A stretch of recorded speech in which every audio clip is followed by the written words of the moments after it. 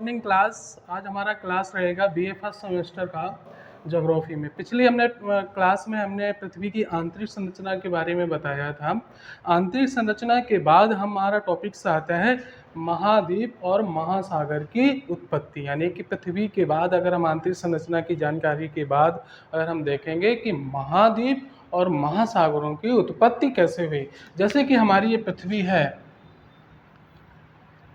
इसमें अगर दो तरीके से डिवाइड करेंगे, सागर और स्थल, स्थल या जल, तो हम महाद्वीप किसे मानेंगे? जो स्थल भाग है। महासागर है जो जलीय भाग है।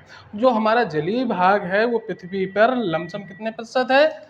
हमारा जलीय भाग जो है, और मान लो पृथ्वी का स्थल भाग है 29% के आसपास, और हमारा जल जो है 71, यानी कि 71% हमारा जल पाया जाता है, स्थल हमारा 29% है। यानी अब हम देखेंगे कि स्थल और जल की उत्पत्ति किस आधार पर हुई और कैसे हुई है, इन चीज़ों को हम जानते हैं। सबसे पहले आता है रिलीफ, यानी कि उच्चावच। उच्चावच जो होते हैं हमारे 3 प्रकार के होते हैं, यानी कि प्रथम में हमारा क्या आएगा? महाद्वीप और महासागर।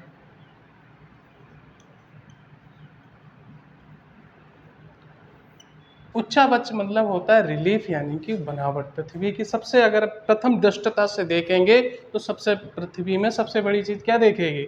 स्थल और जल, यानी कि स्थल मंडल और जल मंडल। ठीक है। फिर द्वितीय में हम देखेंगे क्या आएगा हमारा द्वितीय में?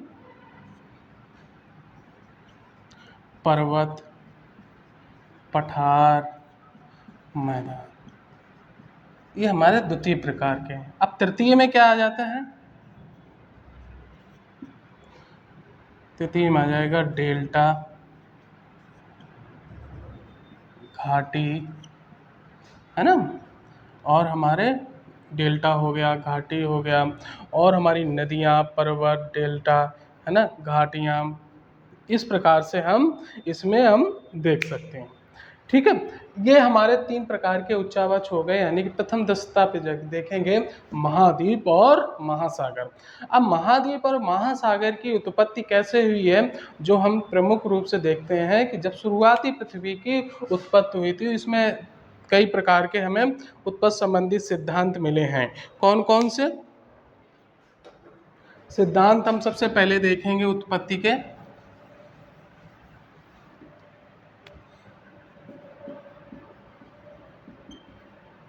नंबर पे आता है संकुचन सिद्धांत।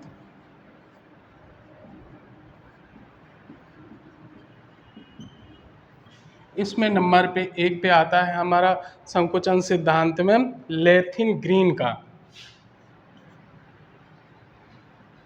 लेथिन ग्रीन का। और नंबर 2 पे हमारा आता है जेफ्रे का तापीय संकुचन, जेफ्रे का तापीय। और फिर इसके बाद नंबर 2 पे आता है हमारा वेगनर का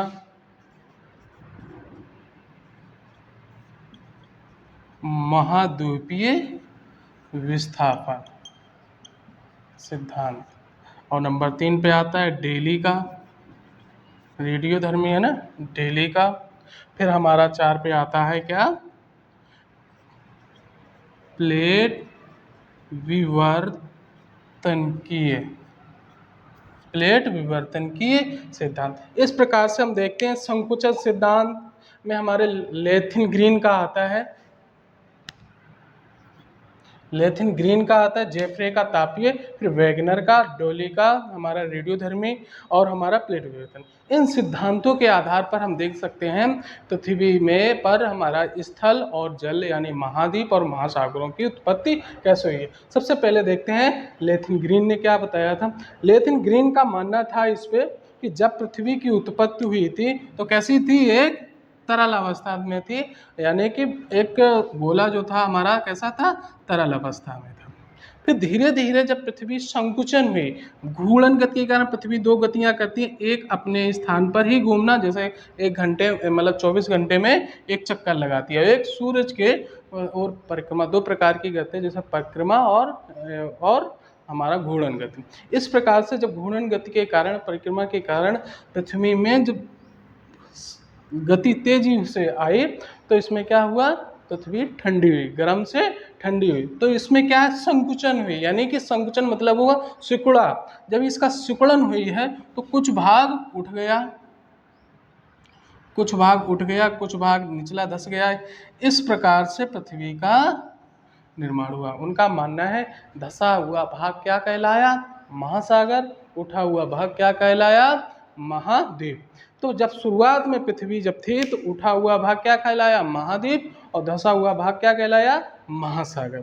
इस प्रकार से जेफ्रे ने तापीय संकुचन का सिद्धांत का उत्पादन किया। इन्होंने माना कि हाँ इसी प्रकार से ताप के आधार पर हुआ। डेली ने रेडियोधर्मी जो ताप का तरंगे हैं उसके अनुसार उन्होंने माना है कि जैसे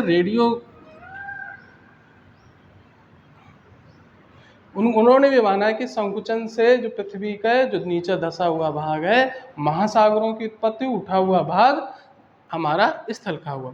अब बात आती है महाद्वीपीय वेगनर का महाद्वीपीय सिद्धांत। महाद्वीपीय सिद्धांत में वेगनर ने ये बताया है कि हमारी पृथ्वी के घूर्णन गति के कारण, यानी कि पृथ्वी घूम रही है तो प्लेटें कैसी हैं, ऊपर की ओर खिसक रही हैं, चारों तरफ मूवमेंट हो रही है। ऐसी कोई पृथ्वी लगातार घूम रही है तो उसमें हलचल होगी, भू हलचल के कारण प्लेट टेक्टोनिक्स की वजह से आपस में टकराव होगा और आगे एक नई स्थलों का रूप बदलेगा और नया सागर का निर्माण होगा। इस प्रकार से इन्होंने वेगनर में प्लेट टेक्टोनिक्स में क्या है कि दो प्लेटें आपस में जब टकराती हैं या दूर जाती हैं, उन्हीं से नए निर्माण होता है।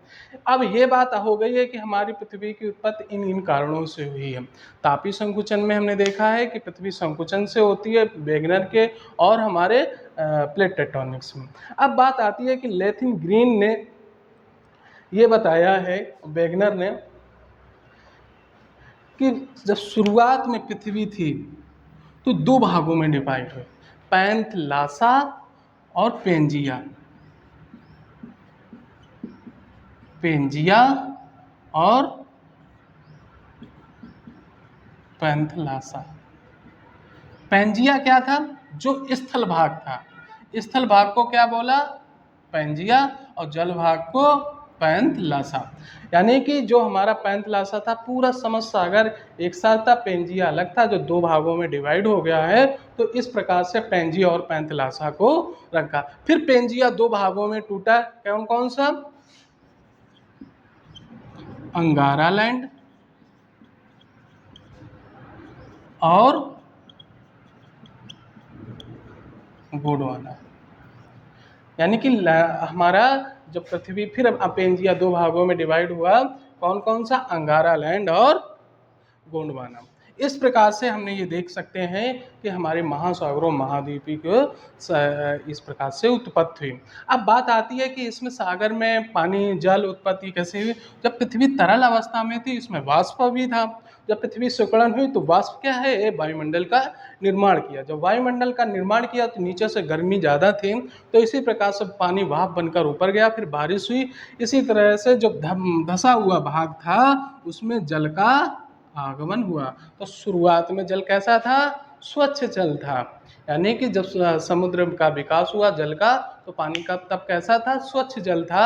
और अब कैसा है, हमारा खारा पानी है। ठीक है, समुद्र का पानी अब कैसा है, खारा है। जब हमारा निर्माण समुद्र के जल का हुआ था तब कैसा था, स्वच्छ जल का। इसी प्रकार से हमने महाद्वीप एवं महासागर की उत्पत्ति के बारे में हमने इन चीज़ों को समझा। धन्यवाद।